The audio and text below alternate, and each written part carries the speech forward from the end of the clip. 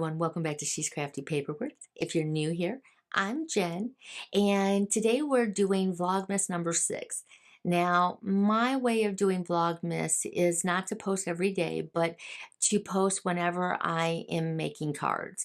And the 3 cards that I have to show you, actually I have 4 cards, but 3 that I made as a set, and they're for my mom's birthday. And typically, when I make birthday cards for immediate family members, I also make extras for my sons, and they can typically choose which one they like. And also, they can also dive into my stash if they want to.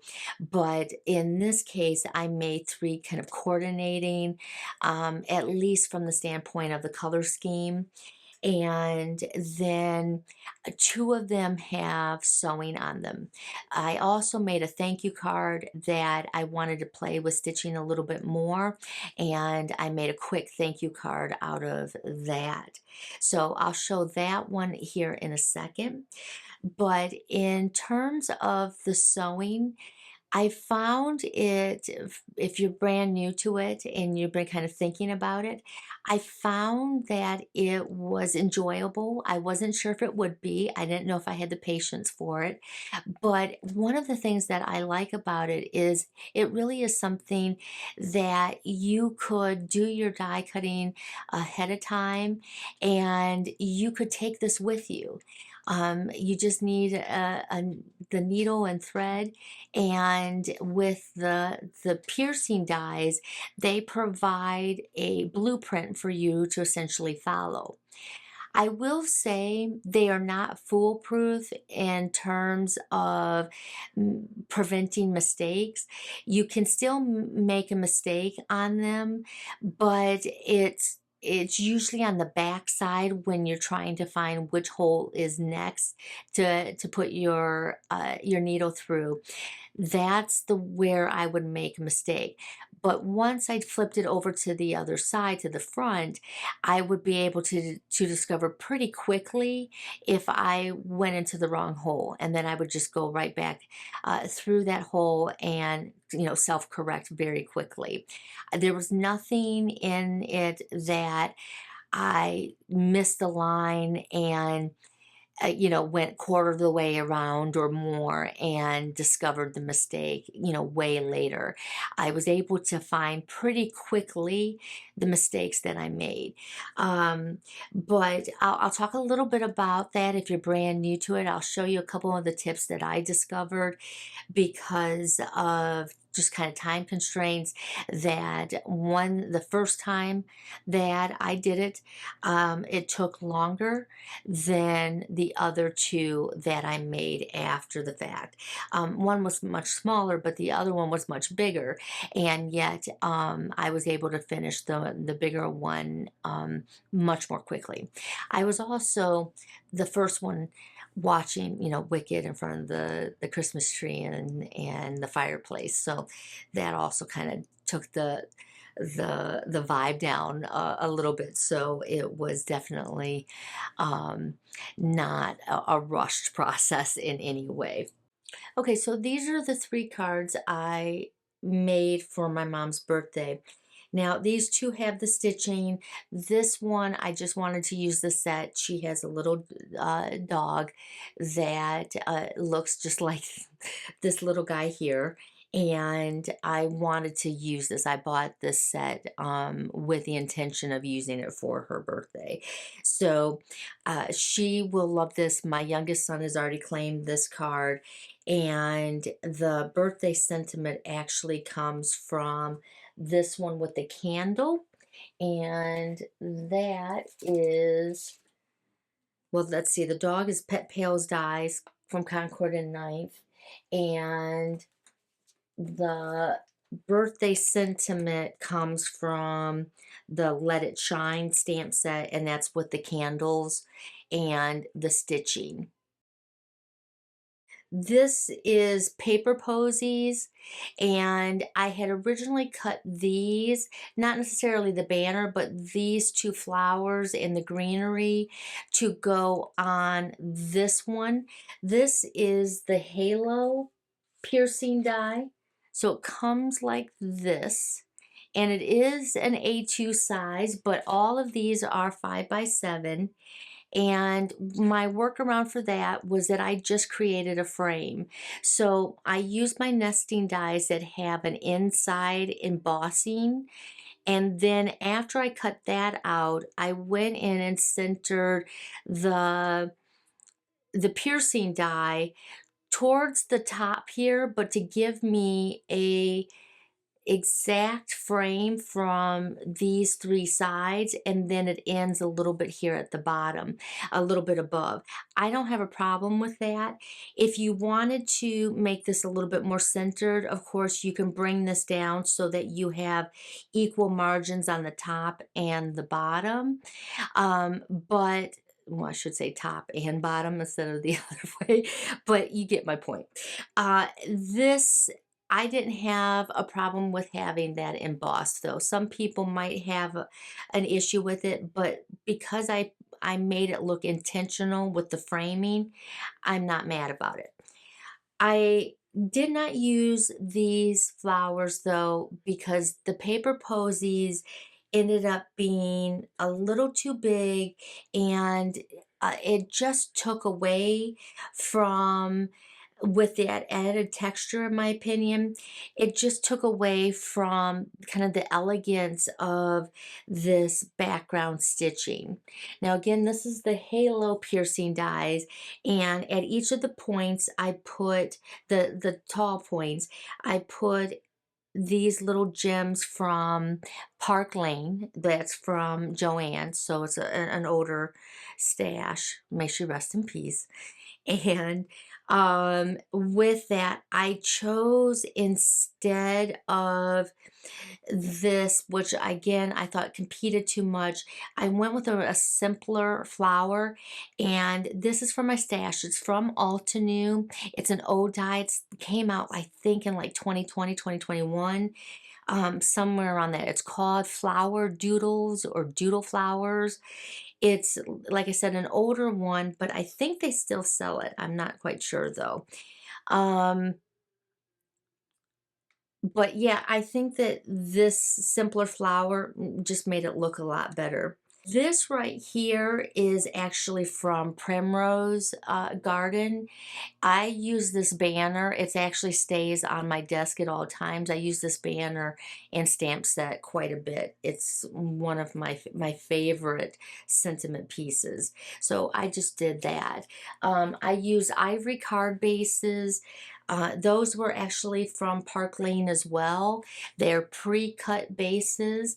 They're a little bit thinner than I would like, but they're still probably 80 pounds, 90 pounds. I would prefer 100 or above for my card bases, but they're not bad. As long as they'll stand up, I'm happy. But this one right here, same color scheme. This is a combination of no wait, yeah, wild berry, carnation, ivory, and sunflower for the center, and sunflower for the flame. But for that, see if you can see that there's some shimmer on that, and that's with Midas Touch from my Aqua Shimmer from Nuvo. Oldie but goodie. And then in terms of the candle, that's carnation as well. And I don't have a problem with this being red on red, and it's because of the texture of the paper posy. This is the die that comes with the embossing folder, or you can get the embossing folder and leave like these little kind of crinkles on the flowers, which I just love. It gives that extra texture. And because of that, And I also have the flowers going up, pointing up a little bit. I curve them, and I curve them with this tool right here from Tonic Studios, and I've used it before on my channel, but you just put the flower in the palm of your hand, and you can kind of go around in a circle, and it just lifts them up. You can purchase from them the thread from Concord and 9th, and that's what I opted to do because I'm brand new to this and I'm starting from scratch. So I wanted to make sure that I had some choices in colors, and the needle comes with it.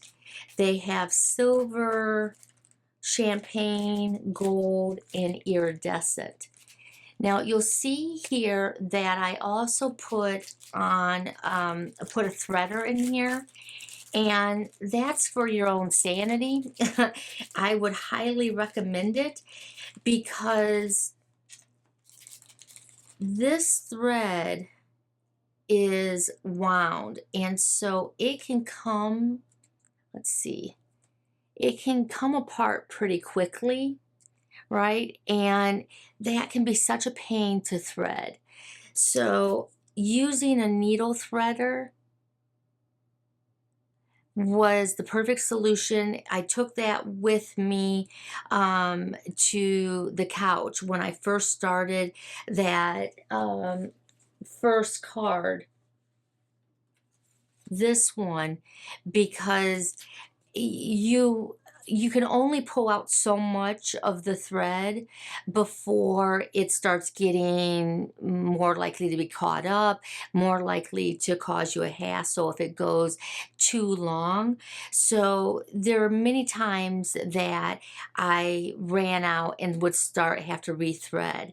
So I believe through all of this it was like 5 times, and this, so I don't have to thread the needle 5 different times trying to do it when it would fray like that. This becomes the savior. And I'll put on screen here how to do this. If you're unfamiliar, these usually come in sewing kits, but you simply push this through and it goes right through the eye of the needle very quickly. And then while the needle is still attached, you're going to put your thread through, hold on to that thread, and then pull that needle. And as you kind of release that needle threader, you'll see that you've threaded your needle as you pulled it out. So very simple process to use, and highly recommended if you don't have one. I would recommend picking one up. All right, with this one, I use the Radiant piercing dies. This is different than the Halo as it extends all the way to the edges, which was a lot easier to do. I recommend starting your thread at the back of this so that you're on the back, and then you'll put your tape down, and then you'll follow the line down to here. I felt that I was less likely to mess up than when I was trying to figure out which one of these to go to the top. I found that when you're working on the back, you're more likely to mess up. But nothing too bad. I didn't have any major problems for my first time. I did prick my finger a couple times, so you have to get used to that.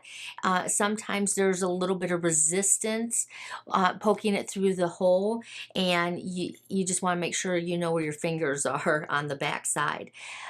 I would also recommend, if you want these holes to go all the way through to make the piercing a little bit easier, do when you die cut it, I would go back and forth versus just going one way through. All right, everyone, thank you so much for stopping by and sharing Vlogmas number 6 with me.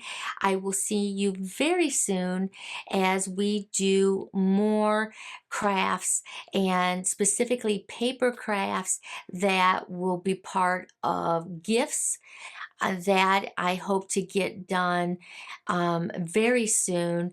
I'm going to start working on it after I'm done grading papers tonight, and then hopefully we can get that wrapped up and posted either tomorrow or Thursday. And I'll show you some of the things that I'm doing to include in gift baskets. All right, I'll see you very soon. I hope your December is going well and you're not too stressed out. All right, see you soon. Bye.